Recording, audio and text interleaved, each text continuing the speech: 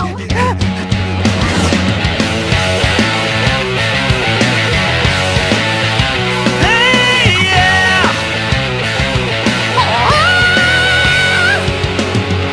the fear inside your veins, sweat dripping down your head. Feeling like you might give up, but you push on through instead. Learning how to survive, hanging by a thread.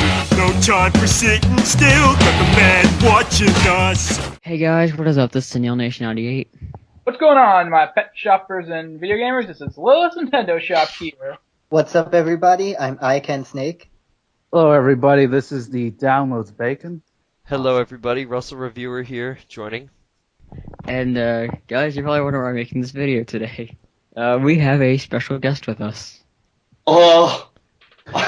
I was looking at my flight schedule when Golden Sarcophagus appeared, and then said, "You're next," and grabbed me.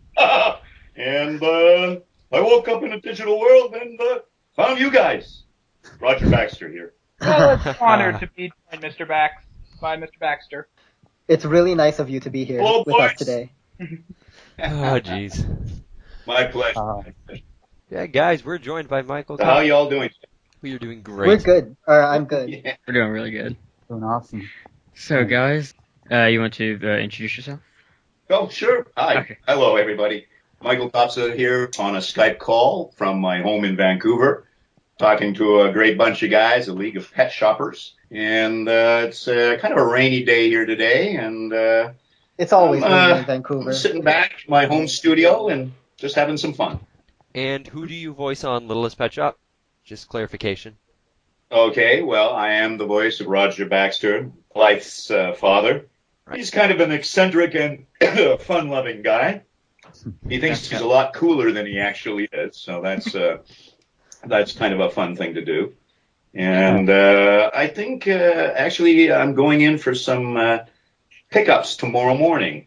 I don't know whether I can say that, whether that's a confidentiality thing, but we're doing some pickups for the latest season, and I'm going in tomorrow.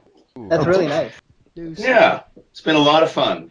Right. Yeah, for those of you who don't know, especially, I don't know if Michael knows this yet, but we all said before that Roger's like best pet.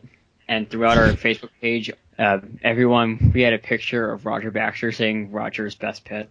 I remember that.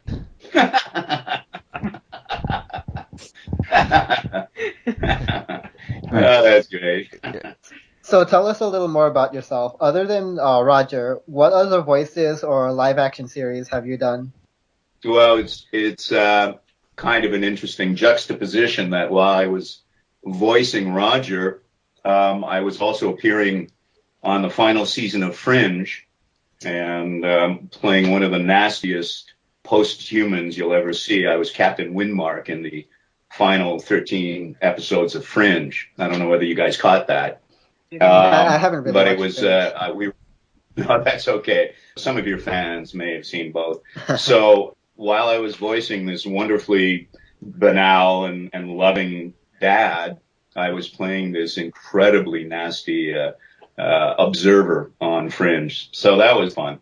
And a couple of the Fringe fans picked up that the same actor was also Roger Baxter, and they had a good chuckle about that. I was notably, I guess, Hank McCoy the Beast on X-Men Evolution, which is an animated series. That was you. That's some time ago now. Yeah. Oh my gosh. You were in there. That's awesome, dude. So I actually I had a funny story because Bryan Singer, the director of X-Men, came up to direct X-Men 2, which was shot in and around Vancouver. And I went in to audition and met the man. And just before we started rolling, I said, well, funny, I am the voice of Hank McCoy in this animated series. So he had a good laugh about that. And funny, this is a true story. He had 5 of us actors all around the same age in for a particular part. And it was the bad guys. I forget who the bad guy was probably Magneto, his second-hand man. So that was the job. And we all went in, and they said, wait behind, just go out and wait, which is never done in film and TV auditions where you actually get cast that right at the time. But I guess they were running out of time. They were busy. So we all waited in the ante room. And finally, Bryan Singer comes out of the audition room, and he walks up to each of us, and he looks us right in the eye. And he just sort of just went from guy to guy, looking in the eyes, and then made his decision based on that. Now, a wonderful actor got it. I did, but I thought, well, what an interesting way to cast a film. Eh? You just basically go in and look in the guy's eyes. Huh. Jeez. That's never happened before. Do you know who these voice actors were? Yeah. What's that? Do you know who these voice actors were? No, they weren't voice actors. They were live actors. And for the life of me, I can't remember who got it. But in Vancouver, there's quite a few crossover actors, meaning actors that do both film, TV, theater, and also do animation and voiceover work. Yeah, like Nicole Oliver. It's Nicole Oliver is one. Kyle Rideout, who is Vinny. Yeah. It's a great character. I love Vinny. He's in Bard on the Beach. He's in a Midsummer Night's Dream at the biggest Shakespeare festival here in Vancouver. Peter New plays Sunil. There you go, Sunil. Is also a crossover actor. There are quite a few. There are some voice actors that you probably know. Brian Drummond, some of the Dobson brothers. That they don't cross over. They do strictly voice, but that's because they're so successful doing that they've just ended up sort of staying with that.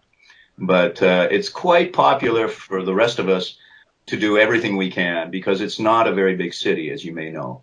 I mean, it's not Los Angeles, it's not New York, so you have to have as many irons in the fire. And that's do you guys know Don Cherry? Yes. I don't. Don Cherry?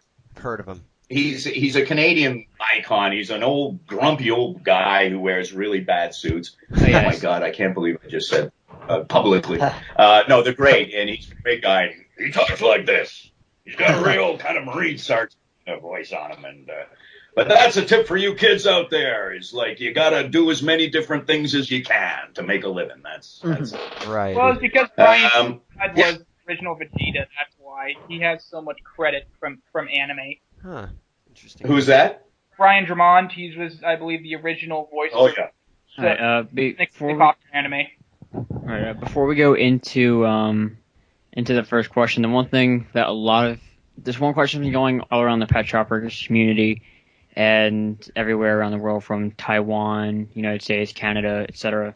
But a lot of people have been wondering, were you doing the singing voice for Roger in Biscuit Twin Rhapsody? Well, I have to be honest and say, no, that wasn't me.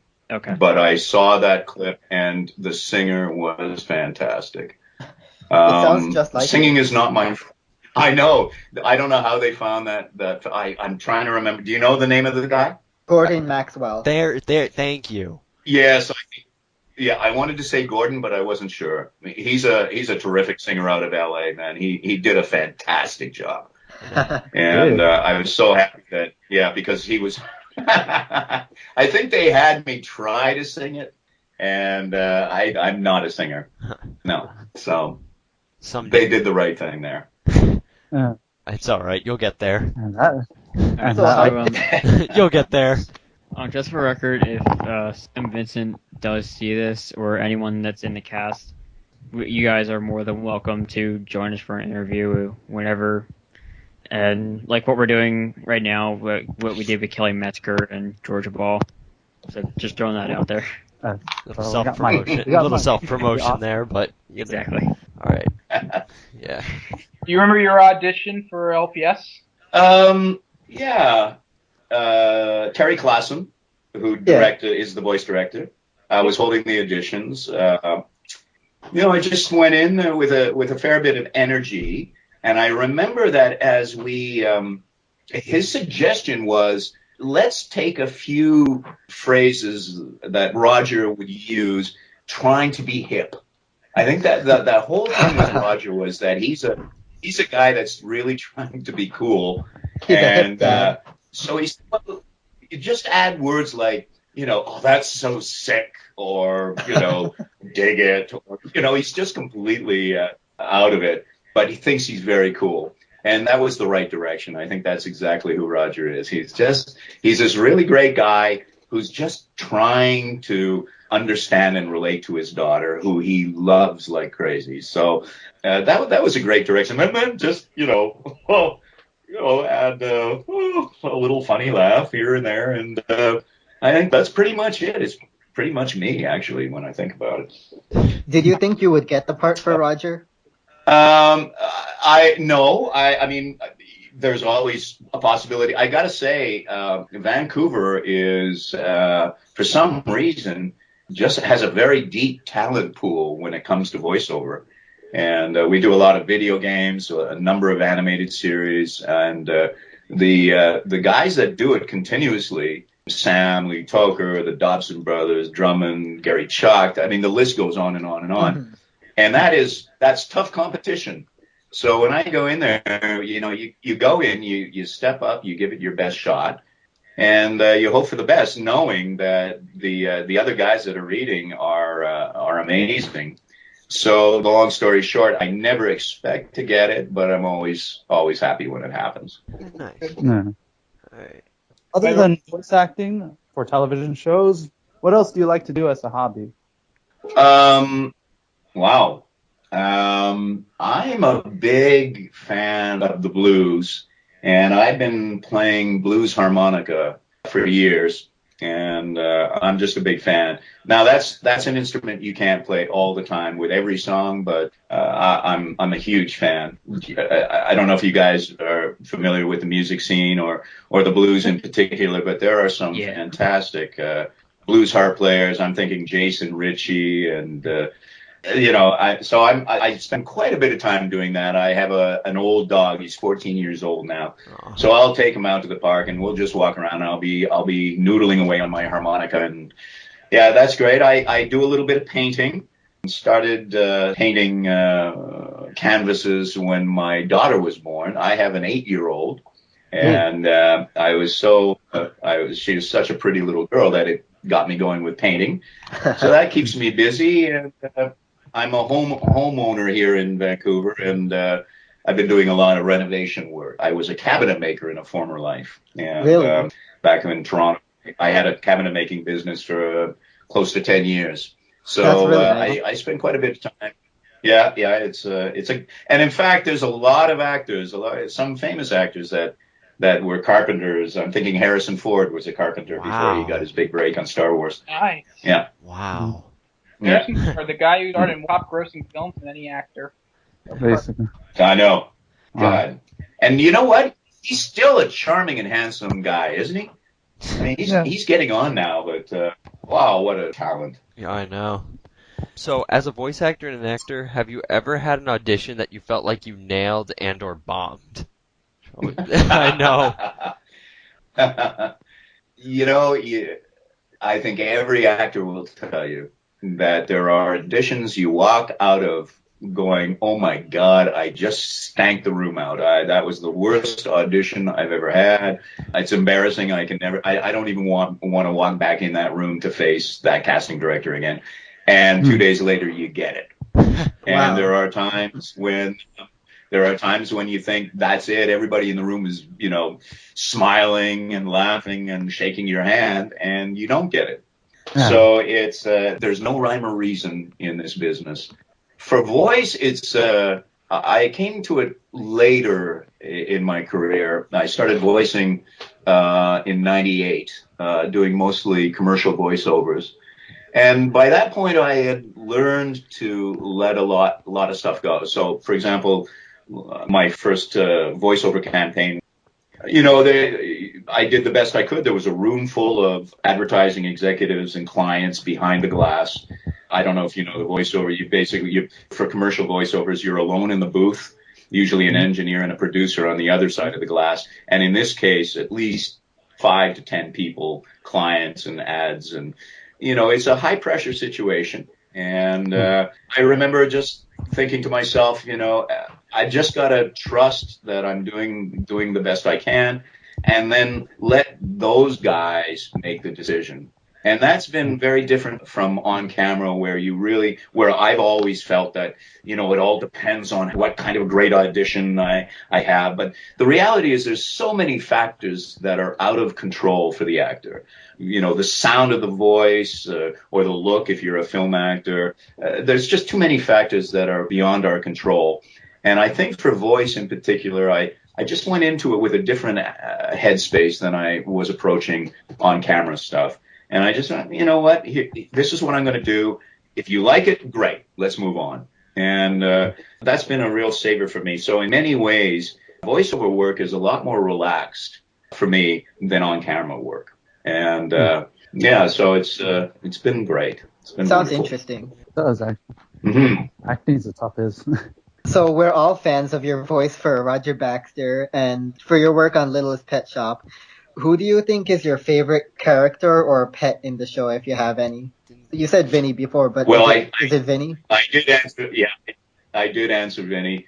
He's just so funny. I love the way he voices it, and the character is written so well. But like I say, I'm a huge fan. Oh my God, the talent in that room. Kathleen Barr and Tabitha St. Germain and Nicole. And of course, Nicole is, her son is on a series shooting in Halifax, and she goes to all the My Little Pony conventions along with Peter. And, I'm astounded with the talent in that room and a little intimidated, to be honest. I've had my fair share of cartoon voices. I used to do a lot of anime.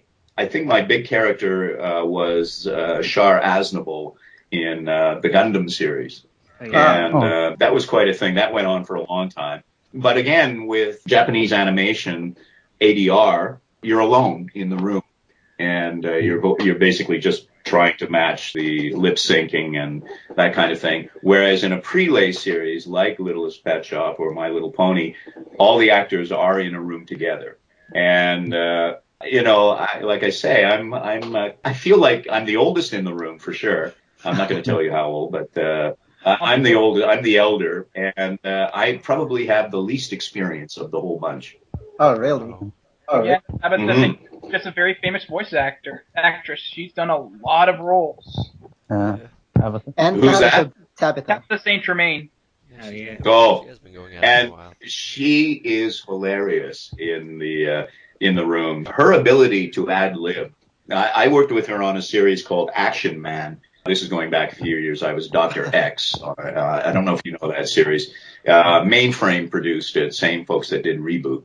And they just let her go. They, okay, Tabitha, and go. And she would ad lib and laugh. The rest of us, we just had to hold ourselves in from, just breaking out laughing while she was recording.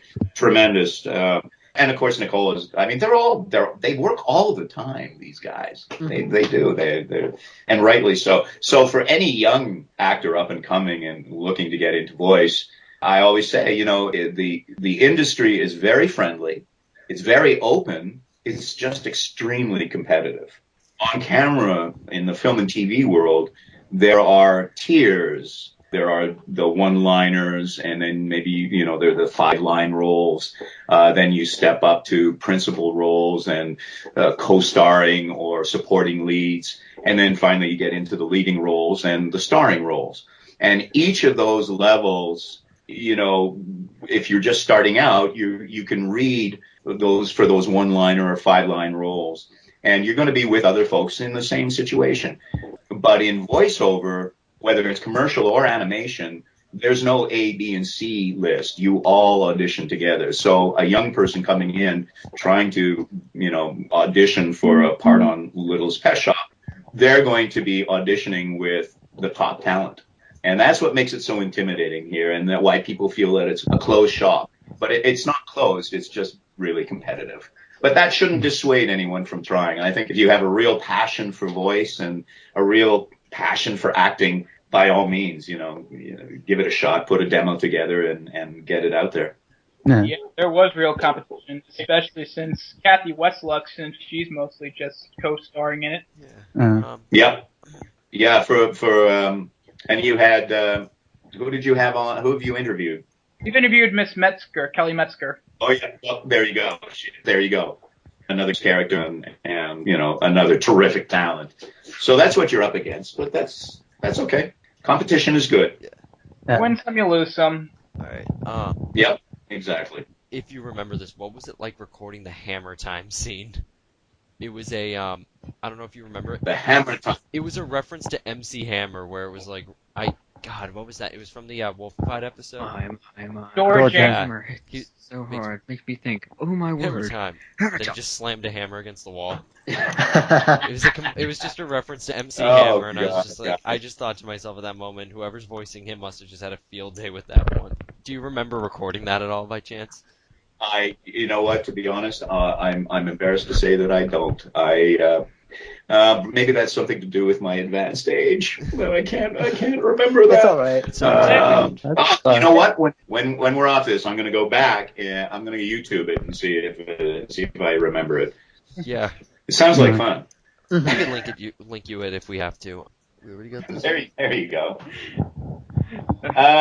What else, gentlemen? What other questions? Burning questions do you have? Okay. So, can you, as a person, relate to the character Roger Baxter? Well, I can, because I have an 8-year-old, a little girl, and it helps me, and I'm often as goofy as Roger, I think. My daughter would agree with that. And by the way, she's a huge fan of Littlest Pet Shop, and it's really the first work that I've done that she can safely watch, because everything else is way too scary. Yeah. Yeah. Huh. All right. I'm sorry, what was the question again? Could you relate to the character, like your personality or his habits?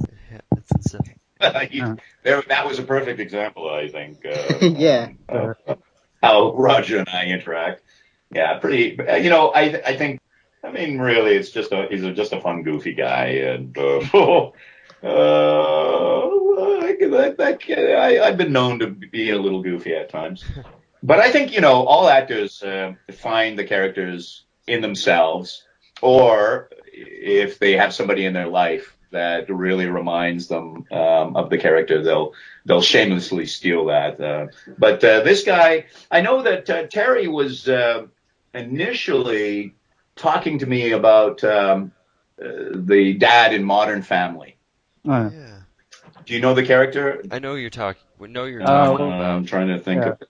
Which dad are you referring to? There's two, I believe. One played by... I think it's Ty.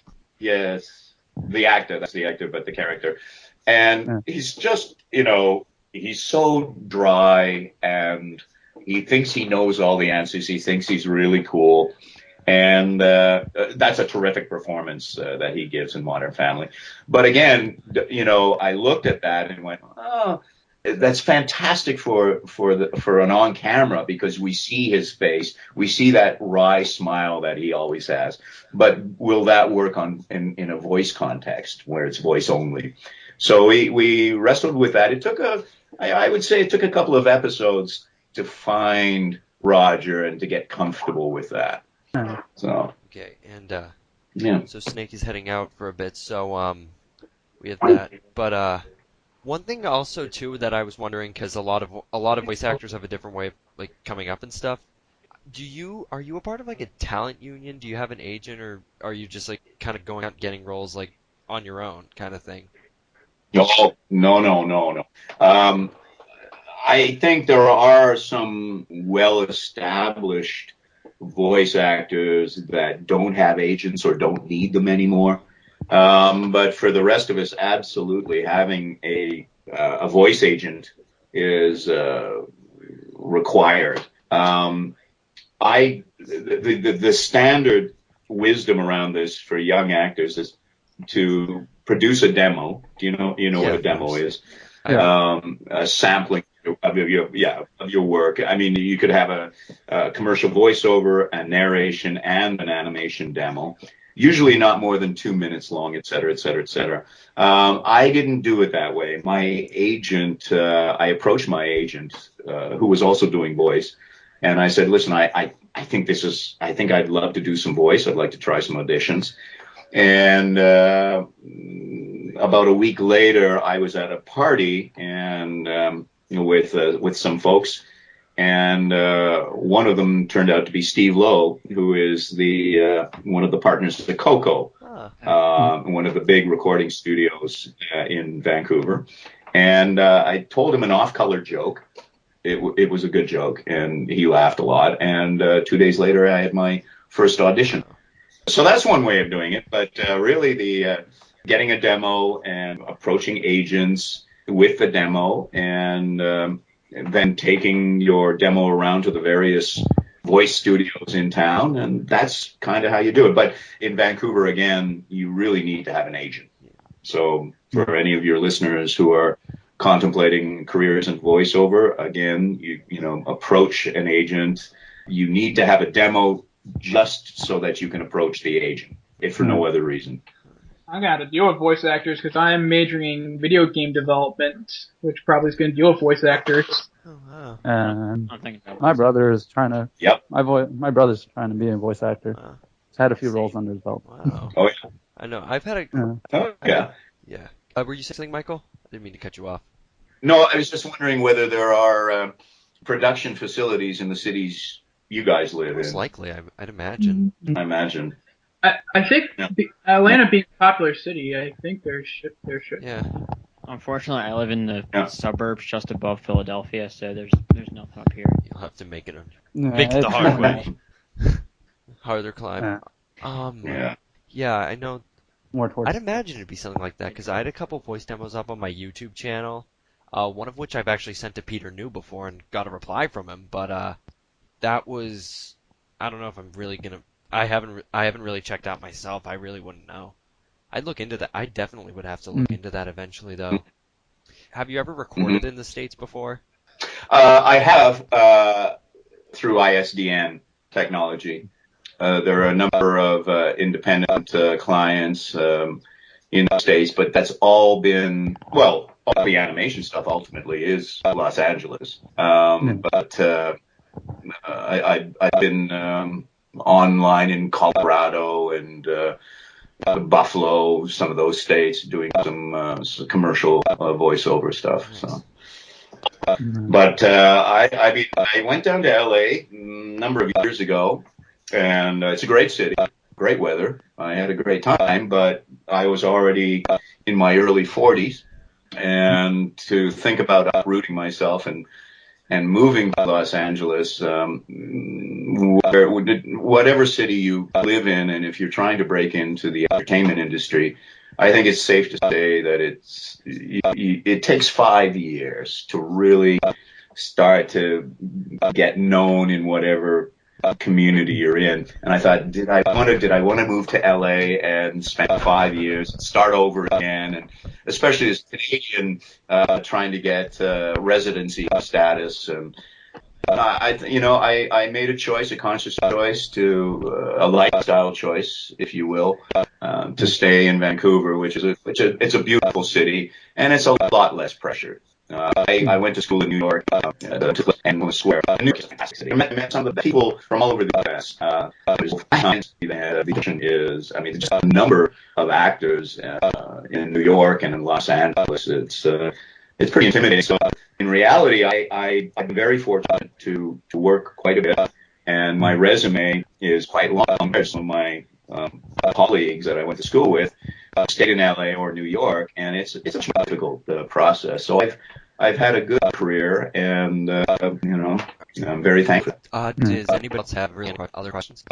One of our fans actually have a question. Avatar Tardino asks, if Roger was a real person, do you think you'd get along with him well? That's a great question. I don't know. Yeah, I think so. I think that I get along with a lot of different people, and we both have daughters, and we're both single dads, and I can be a little erratic on roads and everything. And I think we face some similar challenges. He's a very likable guy. He's a very likable guy. He just sticks his foot in his mouth a lot. Yeah. Yeah. Yeah, it's a little. He's like that. He's like that sort of bubble that every time he has, kind of says the wrong thing. Yeah. And When I'm wrong, I really apologize for saying the wrong No worries. thing. Awesome. Yeah. Sometimes you just let it go. Nothing can say. You just kind of smile and move on. Whether it's name pronunciation or But, whatever. one of the other questions is that with Roger's musical taste being the rock music, is that part of your music taste as well? Yeah, I mean, no, I'm a fan of AC/DC. My personal taste tends towards R&B, rhythm and blues, and I'm a sucker for blues. I like all kinds of music, but I tend to gravitate to the blues. I think it's a bit of everything. Rush is a headbanger. Yeah. But any band in Toronto called Rush? Rush? Yes. Rush, if you're talking Rush, the band that's been around for like 40 years or something. Yep. Yes. They've been around for a long time. Yeah. Yeah, I saw them a Yeah. few years ago in Philadelphia. Oh, did you like them? Oh, they're awesome. Ah. Their videos, man. They're a fun Canadian band. Canadian bands, That's ballsy. we have I don't know. Hey Ocean, isn't it? Yeah, hey, Ocean. Yeah. Hey, Yeah, terrific. She's fantastic. She's wonderful. What a sweetheart. I wish you guys could meet us all. You know what? I think you should try to organize a Littlest Pet Shop convention. We'll all come on down and we'll all shake hands and have a great time. awesome. Yeah. That'll cost some money though. Yeah. See what Yeah, I'll we'll do see it. what we can pull off. I'll pitch in. See what you can. I'll see work what we overtime. Oh, and We could do a Kickstarter. If there was a There you Kickstarter go. to get to make potato salad, we could do one for a convention. Yes. Oh Jesus. or we could just make a video with everyone here. Like We could make like a desperate attempt. We could be like, please do this, please. Yeah, but the connection would be very difficult to do. I'll put it on the side. Oh jeez. I would do that. But, All right, boys. Now listen. If there are no other questions, I actually have I have to get going, and but it's been a real pleasure talking with you, and I hope that I really do. I hope that we can meet at some convention sooner or later, and please introduce yourselves. Make sure you come on up, and it'd be great. and before we finish up, a couple of our members, CC Channeling and Winged 28, they couldn't make it. They wanted to say hi. Yeah. Well, big hi back. Well, Michael, thank you so much for doing this today. It was awesome. Yes, it's been on for Mr. Kopsa. Oh, well, thank you very much, guys. It's been great. You're a fun bunch of guys, and I hope you get around to interviewing all the LPS, and that'll be great. We're gonna get Nicole Oliver pretty soon. Hopefully. Yeah? Yeah. All right. Well, I believe that is. Yeah, I believe that is it, huh? Yep. All right. All right. Thank you. Yep. Thank You, sir. You have a good rest of your day. You too. Yes. Thank you very much.